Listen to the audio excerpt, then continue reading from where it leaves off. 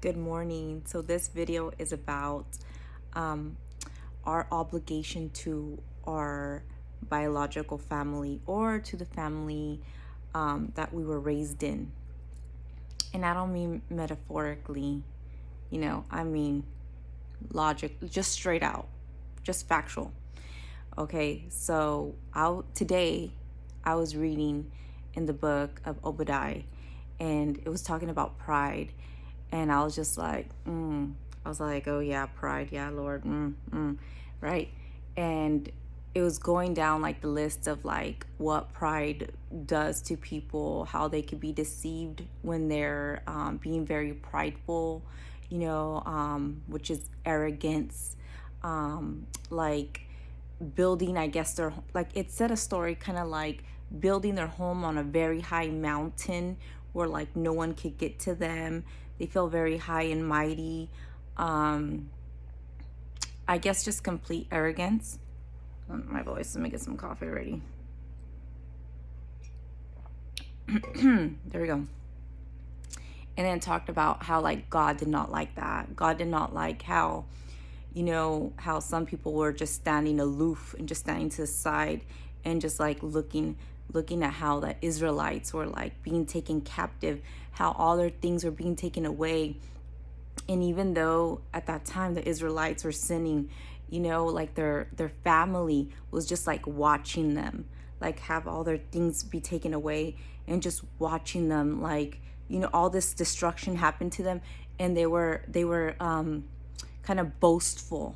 They were kind of like, not, it didn't say the word laughing, but it did say boastful, and it did say aloof, and it did say that, basically they didn't do anything about it. And instead, to the Lord defined this as violence. In today's society, we define violence as like, physical violence. But when I was reading the book of Obadiah, I was like, oh snap. I was like, is violence defined as like also not doing what you need to be doing? So anyways, as I was reading, I was all like, I thought about Abraham, like the story of Sodom and Gomorrah, how the Lord destroyed Sodom and Gomorrah but saved Lot. Okay, so that came to mind. I thought about Abraham and how Abraham saved Lot, which was his nephew, from Sodom and Gomorrah. So now let's rewind. So the story of Sodom and Gomorrah, right? How in the very beginning, like Abraham told Lot, which was his nephew, told him, hey, choose whichever land you want, left or right, and I'll choose the one you don't choose, because our families are too big now. We can't live in the same exact location because, there's a lot of quarreling, and to save our family, we need to go our own separate way. So Lot chose, the most fertile land and the most amazing land or whatever, right?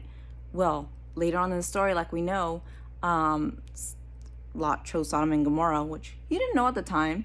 Sodom and Gomorrah became, a very sinful town, and they were doing every single little thing that went against, the Lord. And Lot was tortured mentally, emotionally, just watching all these things. And well, anyways, you got to read the story on that.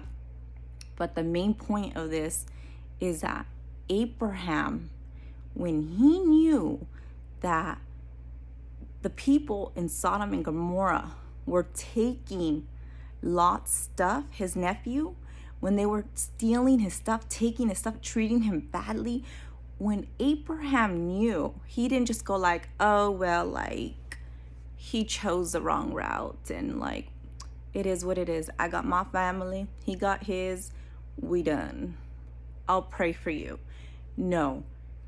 Abraham went to go help Lot. He sent people to rescue Lot, to get back his stuff. He didn't just stand like, and God found that so pleasing. Like God's like, there's a righteous man.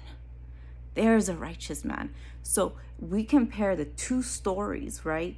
In Obadiah, where, the family members just watched that person, things get taken away, and injustice, well, not injustice, because actually at that time the Israelites were doing stuff that they weren't supposed to be doing, but anyways, the family members still stood aloof, right, and just watched the Israelites stuff get taken away and suffer, as opposed to Abraham, where he knew that things were happening to Lot and he sent help for him to get him out of that situation, to rescue him, to get his stuff back. And then of course later on, the Lord sent the angel and took Lot out of that place and so forth.